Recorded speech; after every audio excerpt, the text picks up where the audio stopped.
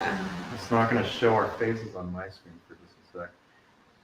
But, I didn't know that. Okay, let's see. Radio. Hello out there. Hello. Oh, yeah. Fridays on the Edge. We're about Last to minute configs. We're live. doing some last minute Things are stuff. happening. Yeah, welcome to another edition of Fridays on the Edge with Cloud Underground and Chris over here from Barcode. Thanks for joining us. Yeah, absolutely. Oh, story event. That's what I mean. That's it. Friday on the Edge. Fridays Right. on the Edge. I guess ours was still a little behind, so I guess. Okay, now we're really Fridays on the Edge. Now we gotta see. Now we're going live for real. So our our audience channels. For real. Yeah, so we'll just give a little repeat there. Sorry, Chris, to your audience who's got a broken up. Yeah, this is Fridays on the Edge. Crazy. We're Cloud Underground here. Thanks, Chris, for hosting us with your barcode fancy background. Thank you for hosting me on your stream. This is our first ever attempt at multi-streaming across the board. So That's right. LinkedIn may shut us down. We might crash the system. We might break the internet. We're gonna break the internet. I mean, that's what we're trying to do, right? Always. That's what it's all about, is breaking everything, right? So I guess we can see. So for those who are new to Fridays on the Edge, one thing I want to cover is, and Chris, I got to let you in the group real quick so that you can get in the chat too. So we're going to go ahead and get in chats. One of the things about Fridays on the Edge is I've done these live streams in the past, and if you just blast out to just completely random people who don't even necessarily know who you are, it can make like chat all choppy and jarring and disruptive and complicated. So we keep it focused by keeping chat within this Facebook group. It's our Cloud Native Engineers Facebook group on Facebook. So if anyone wants to actually chat with us, that's the place to be. And we're going to go ahead and start paying attention to that chat. And thank you for anyone who's hopping in. So if you are on YouTube or LinkedIn, we might catch a few things here and there, but apologies for missing that. Come on over to Facebook if you really want to do that. For those of you who don't like Facebook, I understand. They take my data, they take your data, they take all of our data. And it's just a thing. Data thieves. Now I am on my LinkedIn and my post, so if we have comments coming through that channel, I'll just relay them over to you. So awesome. We got all bases covered. Ready to go. Well, we have some big news today, which is we launched the Cloud Underground Radio live stream 24/7. Yeah. So yeah, you can go over to our Cloud Underground YouTube channel, which we have linked, I think. Nathan can drop a link in our Facebook chat for everyone in the Facebook group, and I kind of linked it in all the video descriptions, other places. So yeah, go check out our new radio station. It is completely different than the NATO is Code station, which you should also check out if you haven't. That is one that NATO has curated, and then we have the Cloud Underground radio station, which Jordan and I here have curated all of the music for that channel, and very exciting. Oh yeah, there's some good stuff in there. Yeah, incredibly definitely. exciting. All the excitement. So I just dropped the link to the new radio station. So what does this mean for those who've been following us for a while? Cloud Underground. What do we do? Clouds that are on the ground. Like when you think of like cloud, like AWS and all that stuff, like. Who knows what that is, right? It's like this thing out there. But what if that cloud? You pay for it. And gives you services. What if you wanted to just like have a cloud and put it on your desk, and then maybe you had someone else who works hours, like a 7-hour drive or longer away, or in another country or something like that. Or another country. Give them a part of the cloud. Give someone else a part of the cloud. Give everybody a part. Everybody can have a part of the cloud, and then that way. You don't have to pay monthly fees and things like that. And then the other thing is because we ended up with so much infrastructure, we do allow researchers to just use our cloud at no cost. If you are a researcher, so if you are a scientific researcher of sorts or just a security researcher, threat researcher, anything of the sort, then feel free to come use our DevSecOps service mesh. It's just a thing that we do in the DevSecOps dojo, Cloud Underground. And we are hosting our streams all from our DevSecOps service mesh. So all of those streams are coming from the same system and ecosystem from our cloud. We host them all, and our mesh is spitting this stream out to a whole bunch of other people as well. All the streams, all the hosting. Yeah. We host everything ourselves.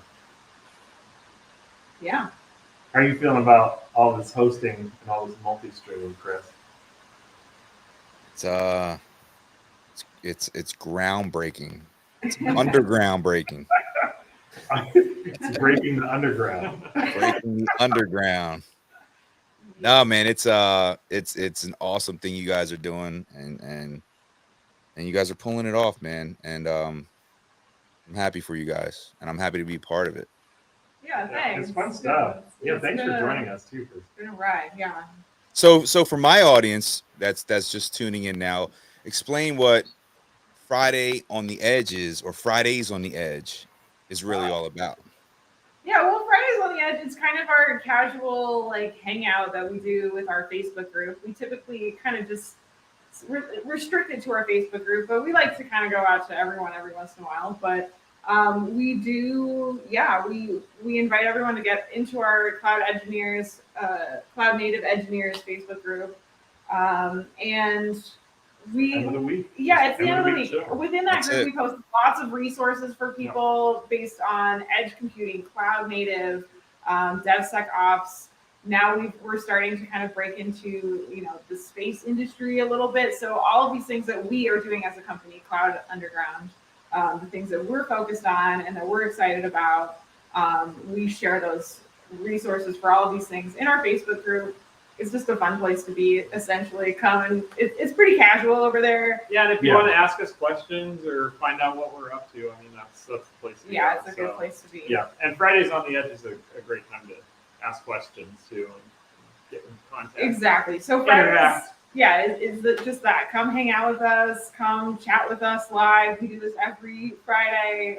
Timing varies. We just say after 5 p.m. essentially. Yeah. And it's a lot lighter hearted than the DevSecOps dojo. DevSecOps dojo, it's like we're coding, we're building. It's hardcore. Yeah. Yeah. You see, So this is more of a decompression where you can connect, right? You're still amongst your security peers, but at the same time, it's stress free. End of the week, kick back and just relax, chat about whatever. Yeah, exactly. It's pretty casual. We usually talk about some things related to what we're doing, and then other things that we're just interested in or whatever's going on at the moment. Yeah. And we've got lots of cool resources in the group too. So Some cute dogs will occasionally photo bomb. yeah, exactly.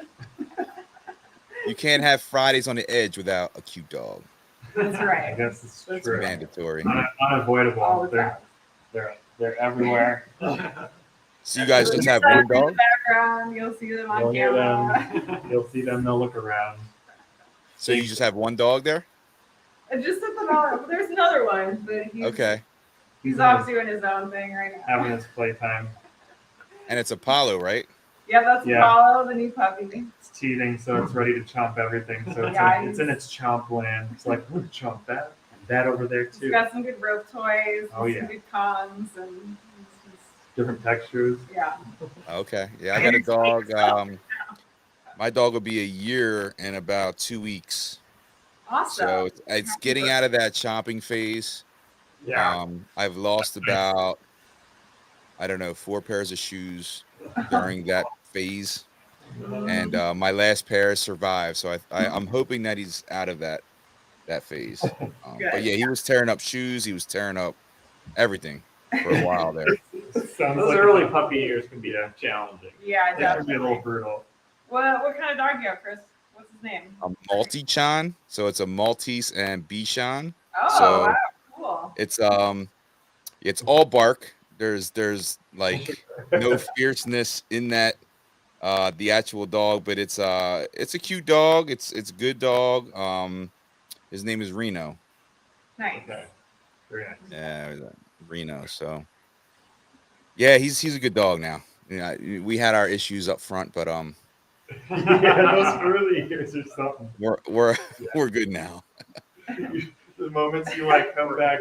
I Yeah. had this like coat that had like I had gotten it as a gift and it was like really expensive or something like that, and I was all happy Really about nice, like And super warm, it, like, cold weather. it. Cold weather thing, and I come back one day and the hood, like Augustus just shredded the whole Fur around the thing hood. all around it, and I'm like, oh, Destroyed. I guess that it was good. It was a good run. It was Good run. Uh, It's been a long time since I had a dog, so I didn't have that disclaimer, and I completely forgot about that aspect. Yeah, So, yeah, destruction. it didn't take long for it to come back to me. Yeah, oh yeah. yeah. And then there are those moments when you'll like ease up a little bit, and then all of a sudden you found something else that you didn't even think about. You're like, I thought this ended years ago. And the dog's like sitting there like, I don't know what you're talking about, but this is delicious. It just looks so good. How myself. Living it up. Living it Oh up. yeah. How about any cat? You guys have cats? We don't have cats. Nathan's very allergic. Yeah, Okay. maybe some Yeah. hypoallergenics one day, but Yeah, my cousin has hypoallergenic cats, so we thought about that. Maybe someday. I've got a couple at home. Yeah. They're pretty entertaining. Tourist cat. Yeah. Now NATO's got a Okay. valid excuse there. I have one cat, super old, half blind. no dog. So it's super docile, but the dog likes to attack it. Oh no. Oh. But yeah, she's not having it. She's like, I've been here. You know, you just got here, so Yeah, relax. right. Yeah.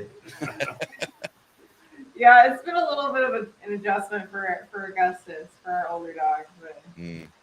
just Yeah. because the puppy's so like aggressive still, he's just like, I want to bite your face every time Oh, he I'm loves near to you. go for the face, and then Augustus is like, It's like, I don't Yeah, want to puppy's play. He's learn like not to runs bite away. him He's like, I'm over this. I think when my nose gets bit. Take He's my like, ball. Come on. he's like, I'm somewhere gonna else. grab my ball and run and go play by myself. And then Augustus will throw his ball by himself, so he'll run off. And then if you watch him, he'll just throw it back and forth and go chase the ball. He'll play On his fetch. own? He's like, I'm being an introvert dog. Pops the You ever ball think for it was himself. possible? But I think they'll get along once Paul gets a little older. Knows how to play appropriately. Yeah. I think a little We're getting snap. Paulo sounds like a fighter, though. Yeah. there. Yeah, he is. Ready. He's got Oh, that yeah. fight in his blood. His mouth open. He's just like, you like pick him up. And... Ready to fight. Ready to go. All Ready right. to attack. Teach him how to close those chompers. Yeah. Oh man. Dogs. Clouds and DevSecOps. Yeah, anybody got comments about clouds and dogs? Hit us up. Yeah. Yeah, dog Let us clouds. know what your dog's doing in the cloud. Does your dog host a cloud? Because I mean, it's maybe possible. I guess depending on the breed. Yeah, Our it could be. My dog's Hmm. Specialized keyboard. Cloud. Yeah. train your dog to code. Teach your dog binary. Oh, you heard of Data Dog. Zeros. Data dog. There you go. That's a good Yeah. one. I didn't make that correlation at first. I like that. Get some data, dog. We Data dog. Yeah, the good times. I like that. Yeah, I can't see much relation with clouds and dogs. It's raining cats and dogs, Yeah. maybe. Yeah. Yeah, Jordan was bringing up Cowboy Bebop. You ever watched that anime? It was super smart dog who I feel like he could be like a Well, cowboy. he actually was a data dog. Yeah, he data was, dog. he was like integrated to computers and he could hack them and stuff. It was interesting. Nice. Yeah. Oh yeah. I guess that's the Data correlation. we got there. We found it. There's an anime for everything. It even correlates into Grafana. Everyone. I never got into anime. I feel like there's something for anybody, really. Yeah. It's pretty broad. Yeah, it's We're gonna it, animate like you it go well. from like silly to dark to like Yeah. Okay. funny to depressing. Yeah. Yeah. To, You have to like charming. animation though. Not everybody does. So. Yeah. Yeah, if you don't like the look of it, it's kind of like, yeah, it's kind of style's a thing. Gotta have- Yeah. Yeah, I never got into it. Never got into it. There's a lot of things. There's a lot of things out there already, and not enough time in a day. That's so true. That's right. There's in the DevSecOps dojo, the big conversation of the moment is let me see what it's called. Some Netflix show that says something about Tinder and Oh, the Tinder Swindler. the We've Tinder not watched swindler. it, Huh. but it was recommended to us. You say Tinder swimwear? Swindler, like Tinder swindler. yes. Mhm. Okay. All right. Yeah, no, it's a it's like documentary. a I think about some social engineering, right? social engineering Oh. on Tinder. Oh, wow. Okay. I got to hear this. Perhaps I don't know. I don't know. I don't know anything about it. I don't Maybe either. we should watch it. I guess we could. Anybody that's on Tinder swindler, let us know. Oh, we got a comment here. We got a Oh, comment about dogs in the cloud. All right. All right, let's hear these dog pods. My boy Neil Saltman, shout out Neil Saltman, says securing anime dogs in the cloud. Yeah. Boom. Just tied it all together. That's right. Full Man, that's got to be a first topic for I think anyone on LinkedIn.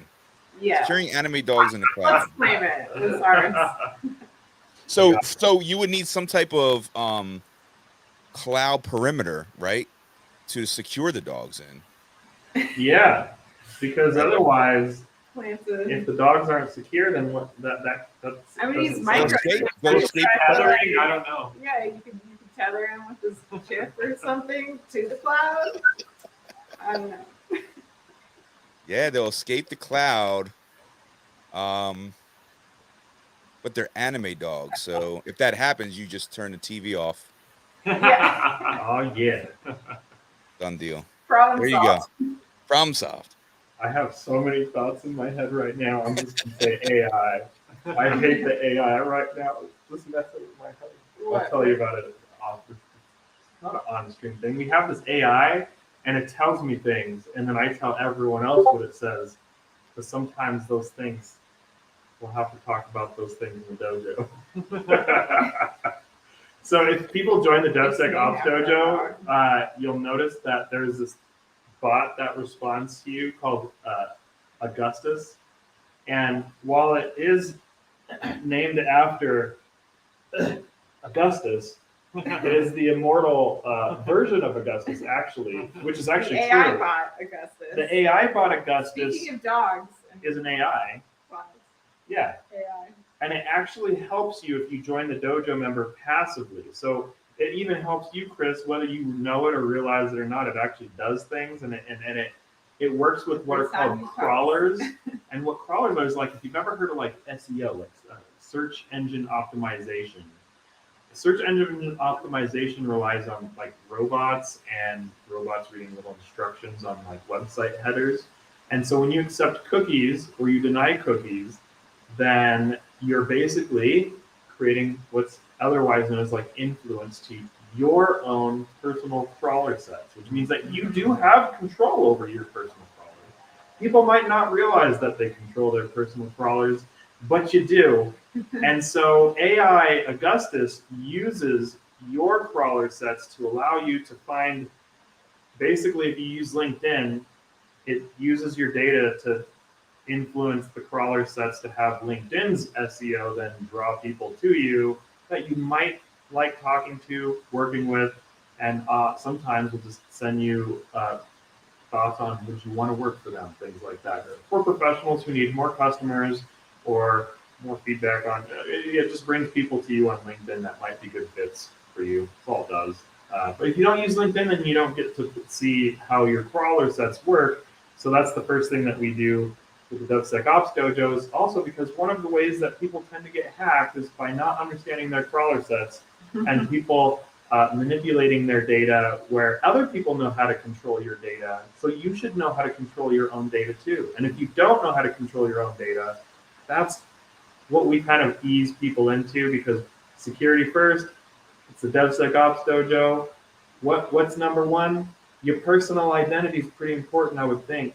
And so we teach you how to use your own data. Facebook uses it. Hey, Facebook, I'm sorry. You can use it too, though, is the point. You should have priority over that data. Oh yeah, for sure. Yeah, Yeah, wouldn't it be nice if that everyone worked else for is you a using your little data. bit? Yeah, Yeah, why exactly. can't it help you too? I just don't understand. So that's what that's all about. Mhm. Yeah. So how would one enter this dojo? If you go to cloudunderground.dev, you will find There's a a tab in the top of tab. the page. This is DevSecOps Dojo. If you click there, there's links to like the to Discord. the forum to like get into everything exactly. And Nice. it's free for everyone. Just hop on over there, and there's a lot more information on our website under the DevSecOps Dojo tab. Yeah. Yeah. Or you Free can go is my to favorite. /DevSecOps Dojo. Free is my most favorite 4-letter word. Oh, At the top of the list. Oh yeah, Free definitely. open source. Free. Free. Yeah, we have lots of free resources at Cloud Underground. That's a big part of what we do. Is we just want people to be able to access what we do. Essentially, create your own business like we did, and Yeah. help yourself. Build the resources you want. Build the streams you want. Build the tools you want. Mhm. You know, it's interesting. We started with drop shipping, and I Yeah. drop shipped orange pies. If anyone's ever heard of an orange pie, it's like a raspberry pie, but it's not a Only raspberry. better. And not nearly as fast. No. Well, at the time I chose it because the Raspberry Pi 4 didn't exist. Yeah. And the Orange Pi 2E was the name of the model. And it had more power than the Raspberry Pi 3B. And I was like, Raspberry Pi ain't quite hitting certain numbers I need. Yeah. And then it still wasn't quite fast enough to do like server level computing that I would expect for like enterprise performance for hosting. So at best it was good for teaching people how to develop. And then all of a sudden, if anyone's heard of the Raspberry Pi 4 came out in 2019. And something that people might not know about that event is cloud resources, things like that, hosting servers. The Raspberry Pi 4 was fast enough to be used as like a somewhat conventional prim server, but in the size of like a credit card. And finally bringing that onto the desk of the consumer, you could think of like the cell phone now is more powerful than some of these beefy like computers from like the 90s, you name it. You have like these giant machines, and now we got cell phones. That like this thing is more powerful than what went to the moon, or you know, however you want to slice it, you know, or discuss it. So Neil's back. Neil's back in the comment zone and said, "Is DevSecOps your favorite 9-letter word?" And I'm sure that's directed at you, NATO. I would have to say I guess so. I'm gonna say yes. That sounds. I guess so. That sounds. How often in one day do you say DevSecOps on average? Well, this is gonna sound interesting to folks. I actually don't generally talk to a lot of people outside of like text. So to get like my face in front of you and me talking to you is like pulling teeth. And it's not that I mean anything against anyone, but I'm very much so like I kind of go off into the shadows and the darkness and hide in a corner where there's no one around there. And then if there's, but anyways, so I, you know, and then Well, if you're thinking DevSecOps Yeah. all day. How many times does the Yeah. word pop into your pop brain into my on a daily basis? Well, that's probably too much to count. A couple thousand times. No. We Several basically times a just minute. live it at the Cloud Underground, so Yeah. We live in a DevSecOps service mesh because we at first we turned our entire old place into the beginning of a mesh, and then we got a dedicated space, and it's like much bigger, and we have our own like fiber line that has like another meshing line, and then we also have multiple sites coming in now.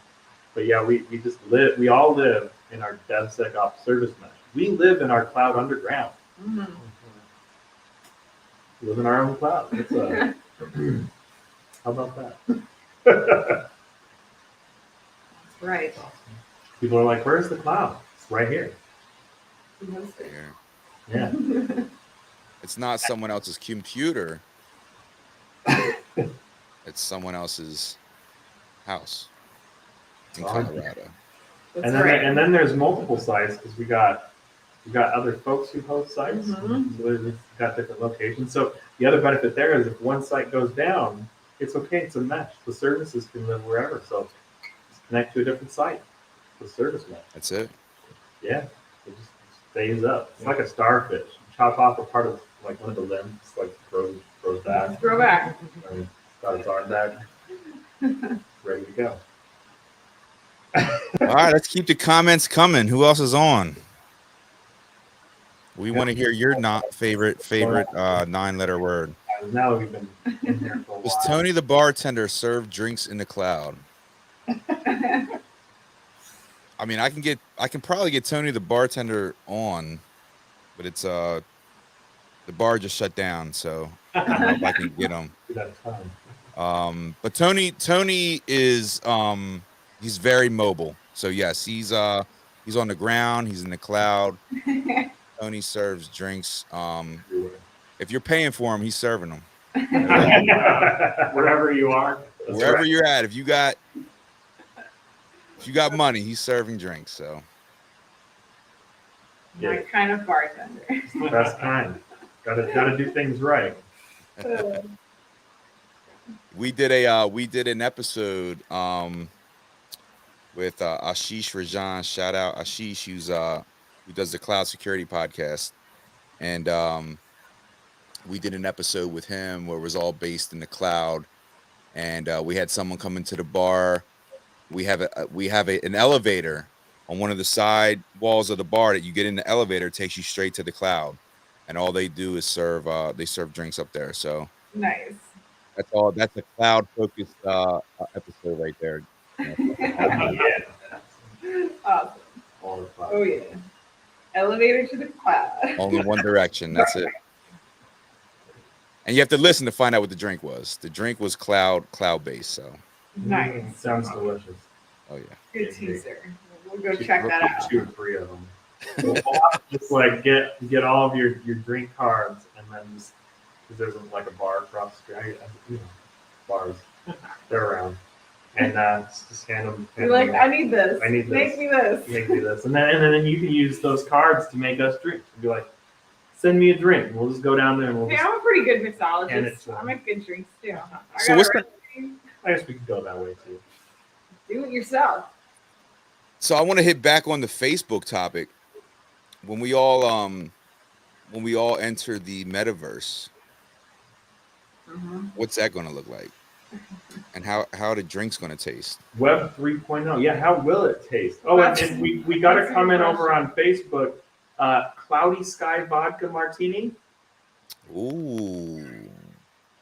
That sounds Ooh, that's wow. that's not That too bad. sounds yum. That sounds Delish. I got to look that one up. good for that. There you A go. little cloudy like whipped cream on top. Yeah. Gotta make it good, right? Oh yeah. Interesting. All the suggestions. One of those times. Yeah, no. What are drinks gonna taste like in the metaverse? Will you be That's a able to good question. taste? Yeah, will we be able to test drinks? Well, if Elon is coming up with compute chips that let people like taste things, Oh, It's like all right. they're- It's it's wired like in a- your brain. That's Oh, right. yeah, I forgot about Send what that. is us it, signals. Neuralink or whatever? I don't know. There's Yeah, little yeah, Neuralink. wires that they have that they can like implant in people. Is it gonna be So like? crazy. Are we gonna be like pulling things out of our necks and like? Plug into it and learn kung fu in like a second. Yeah. Well, it's like, if you see DevSecOps, right? Secure your brain first. That ransomware doesn't bode well. Oh no! That reminds me of another Neuralink anime. ransomware. Oh, that's so terrifying. Like Ghost in the Shell. We Your brain can't can let get- that happen. Your brain case can get hacked. We Your can't, eyes we can get can't let hacked. people develop neurotechnologies without security in mind at all. No, That's man. terrifying. Mhm. Just get it to market. Just get it out. Well, they've already had issues with that with some implants, I believe, that have not been well secured and have had ways to connect to them. It's like been potential. I think That's scary. maybe I can't remember if it was pacemakers or what it was, but there was that's already been a thing actually. Oh, they were insulin pumps. Oh, is that what it was? Insulin? Oh, Yeah, that yeah. totally Yeah. makes sense. Yeah, totally. Yeah. Not good. Yeah, Yep. your insulin pump to be safe from Controlled hackers. That's By for sure. only. Yeah. Yep. There are certain things that's just not Yeah. worth getting hacked. So developing things, you got to start caring. Because they're It's scary, man. It's scary. if So the you metaverse is scary, man. I don't know too much about it. I mean, I hear about it, but you're already starting to get I don't know if you saw the news, but there was an allegation that I think a female had been sexually assaulted in the metaverse digitally. Hmm. And I think she was yeah. So I think that's I think we're going to see more of that. I think you're right. I mean, the Because internet people on definitely the has internet its are dark pretty corners. toxic. And, Oh, yeah. there's definitely Oh, they are. They are. terrible people out there. It makes me think about And then you're kind of shielded by the internet, so you have like this anonymity, and so people are a lot more brazen too. So like I always look at like weird technologies when they're new and stuff like that. There's this, if you go to Steam, there's this VR chat, and you don't necessarily have to have VR to even go in there, but I just see like VR chat happening all over again, which if anyone was there when it began, especially, it's just that same sort of thing. People can be pretty terrible, and it's like if they can just like put whatever face they want on, like they're gonna do what they're gonna do, and then they're gonna have like no repercussions. This goes back to like security. Cybersecurity isn't really all that different from physical security. You still gotta manage some of the same behaviors, and it's just like in a virtual world, if we don't make measures ahead of time on how can you even prevent certain things. Like in person, you can like hold people back. And the security, you got to understand what a port is. If you don't understand what a port is, that at least figure that out first. You know. Right. Yep. Yeah, no, that's gonna be it's gonna be interesting to see how the metaverse evolves and what kind of challenges come with that. Yeah. Like how do you block these new things? kind of prevent- space. The Yeah, other- I mean, right now there's no regulation, right? It's Wild yeah, I West. don't think so. Wild West. You can go in there and do what you want, commit crime, and it's like you want to go to virtual jail? Like what's the real repercussion? Yeah. How do you hold people accountable in that? Like a lawless land, and then people end up with like trauma and don't even realize that they're traumatized. That's But terrible. yeah, you're right. I mean, it's traumatizing. It's Yeah. mentally taxing, and that's real. Yes, it is. That's real effects that you're impacted by Mhm. in a And virtual I think- world. That's crazy. I think one thing that's scary about like trauma is people like it doesn't really matter what someone's opinion on it of whether or not something is or isn't traumatic. The brain and body decides what's traumatic, not you as a person. That's not your choice as to what was traumatic or not. So oftentimes people incur trauma from something that's like rapid change. So here's an example of that is, believe it or not, rapid change does cause trauma within the brain. And people might not realize that, but it's like even if we think about like 2020, that's mass PTSD on a huge scale because we Massive had change massive change very quickly. Oh And yeah. it doesn't mean that there's anything wrong. I think that people then will think like, oh, if I have PTSD, then there's something wrong. That doesn't mean there's anything wrong with you. It's just acknowledging that there's something that now has to be, if you want to like navigate it, manage it, or you can deny it. But with things like VR, if someone gets traumatized with something in an internet space that's not like touching them, then it's hard for them to get the validation, like whether that's internal validation to themselves or external validation. Someone needs to be like, that's something we need to like think about a little bit and figure out because that's going to live with you. Yeah. I think it's along the same lines as cyberbullying. Like, Oh, yeah, absolutely. sure. Absolutely. Just another mental- group to do it, basically. Yeah. I just see it being like Grand Theft Auto. Oh no. yeah, except you're like you're paying real money for these cars. It's like Right. see it no. crossover, like, yo, I just paid 50 grand for that car and you stole it. But it's my NFT car. Oh, that's terrible and true.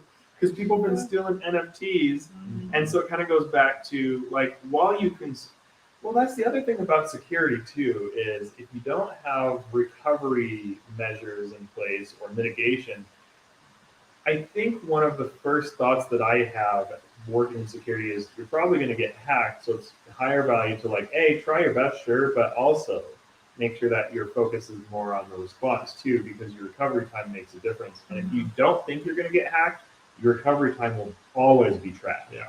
But if you think you're going to get hacked, you can detect things before it hits anything that even matters. And then like someone will be thinking that they're getting into something that looks like an asset when that's what a honeypot's for. Do I care if someone's in my honeypot?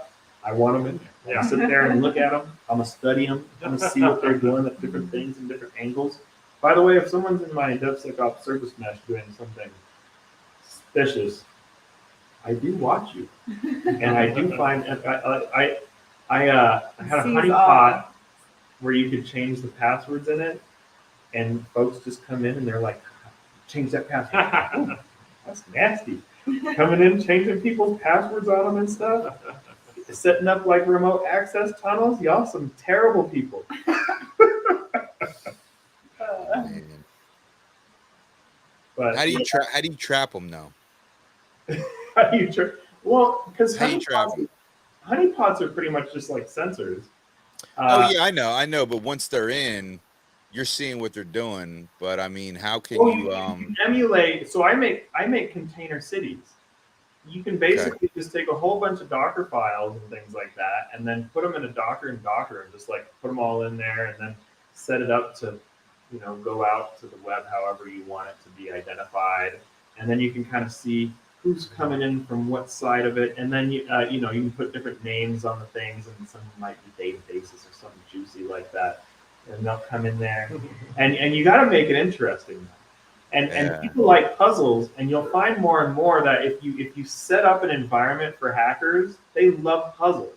And I don't know, I like puzzles, so I guess it makes sense because I think it's fun too. So we're just like all sitting in there together, and I'm having a good time, they're having a good time. I don't even think they think or realize I'm having a good time too. But could you hypothetically drop a ransomware executable in there and label it credit card info or my personal info? Yeah, you can do stuff like that. And that's what I'm talking about, trapping them. Like, all right, well, now you're in, but now you're going to pay for getting in. Oh yeah, the honeypots, you can make them nasty. If you can put something like crypto wallet. Now I've done that before. Someone was messing up my stuff, and they tried to send me a link, and then I sent them a link to crypto wall. And that's on them if they think they're trying to get me to do it. Okay, yeah. So it's like, who, and then. Come on, people. If you're going to send someone a malicious link and then they just immediately send you a link, how are you going to click that link? And why did you do it? Really, though. And that was on Steam, too. And that's on them, though. That's on them. So they on shouldn't them. have clicked. I didn't click their link. Why did they click my link? Yeah. Why did they send me that link in the first place? Yeah. But have it like buried. So like if they get in, okay, we'll let you get in. Then you go to level 2. All right. The next level, you're done. Right? If they're in this deep now, That's first strike, you're out. Here you go. Yeah, because it's like they're like choosing to go do something, and it's one of those things of like, if someone's got like bears in their basement, and someone just decides they want to go snoop in this person's basement, if those bears get that person, I don't know. Right, they shouldn't have gone in that basement. Yeah. If it wasn't a basement, especially Right. if it's like beware of the bears, and then someone opens that door and goes down there with the bears anyways. That's kind of how I see, someone in there like, ooh, this isn't mine. Oh, I don't own this at all, and I'm coming in. Oh yeah. It's not like I accidentally stumbled into this environment. Yeah. Turn back now. If you don't turn back now, Yeah. we know that you're here. Like we know you're coming. And it's not an accident. So at that point, I think all bets are off. Oh, I agree, Yeah. Because it's like there's no reason for them to be there. Why would they even like?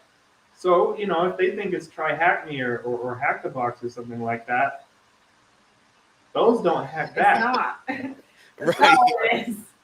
And there may be consequences. And I do have like malware analyst labs, so there's actual malware in my ecosystem. So and that's true too. So if you're in my ecosystem, you choose the wrong stuff. Like I don't know what to tell you. We just had a server die today because I was just like, all right, server, I'm gonna watch you go corrupt. We're gonna see how long it goes, and Yeah. it just slowly decline until it started crashing, and I had a bunch of like orchestrated cluster workers running on that thing, and then they would all go corrupt. And then I had this terminal server that I've maintained for like 7 years, and I was like, that was a $2,000 terminal server license. I'm letting you go. I was like, goodbye, goodbye, $2,000 license from Microsoft. I will miss you. It's gone. Well, there's your dog correlation too. I mean, it's almost like your guard dog in the cloud. Your guard dog, Mhm. right? You Yeah. train them to attack when needed, Right. when provoked. And Yeah, attack on command. like on the internet. And that's deep web anyways. If you're doing deep web stuff, that's on you if you're like snooping on someone's system. Like because if you snoop on say VMware systems, you're gonna find malware there too. I'm not like maybe that sounds like a thing that's unique. It's not. It's threat research. I'm a threat researcher, so there's others out there. There's a lot of threat researchers. Mhm. Yeah. How involved have you got with deep web or dark web? Oh, deep web is mostly like infrastructure, anyways. So Okay. that's like if you're doing like working with core nodes or like dummy nodes and things like that, or temporary nodes or Okay. one-off instances, and then you're running like random bare metal that I don't know. Anyways, that's more like deep web stuff. That could even just be for like setting up relays. There are these things called XOs. So I've actually done like that sounds crazy. I've built cloud a number of times in different ways for different types of companies, whether it's data center or different things. If you're setting up like proper infrastructure, you have to deal with internet infrastructure. Internet has infrastructure, and I don't know what the proper term of them, but we call them XO servers. And if if you're on Windows and you run a tracert, TRACERT, to like a website like Tracert Google or Tracert something else, you'll notice that there are these hops. Those hops, those are, it's like an XO server, a little transfer server that basically is what runs the internet. And you can actually use those for business if you're trying to like build infrastructure on certain things. And it just depends on what you're doing. You'll find that like there's ones run by Akamai, Google, different types of companies. But yeah, it's the thing. And dark web, threat research, you go on there and there's all kinds of stuff to like pull and go see what the hash is doing and figure out how to stop some of these things. Reverse engineer. You usually spend a lot of time in binary, so you spend time researching processor transactions in the register. There are tools called like Radare 2 is one that you can use for that type of analysis. So if anyone's ever heard of Radare 2, it's an old NSA tool. Ghidra, I guess, is what they use now. So you can you can use Ghidra too. They're both free. Radare 2, Ghidra, NSA tools, or is it NSA? I'm pretty sure it's NSA. You can look it up, Google it, any of the above. But that stuff, if you have like isolated networks, like I also have a bunch of isolated networks. It's fun. I don't know. You could get a separate router that does nothing but host this stuff. Get a firewall for it. Play with some malware. Just be ready to lose a lot of money. So don't play with malware unless you're ready to lose something or a lot of something and spend lots of time being real frustrated. Don't you dare. So only take that advice if you do enjoy suffering and pain. And if you come back to me like saying like I tried looking at malware and it caused me suffering and pain, I told you. So like if that's what you want, that's on you, not me. Yeah. You've been warned. There we go. All right. I guess. All right, are we signing off? I think so. It's We're running up on the 45-minute mark. We had some nice, good flow, guys. Yeah. Good stuff. Yeah, Dogs. man, thank you guys again Dogs. for the invite, and Good hopefully stuff. we'll see you again Absolutely. sometime next week. Yeah, Hopefully. great. Definitely. Yeah. Be around. All right. All right. See you guys next Later, time. Chris. See you guys. Bye, everybody else. Bye, everyone.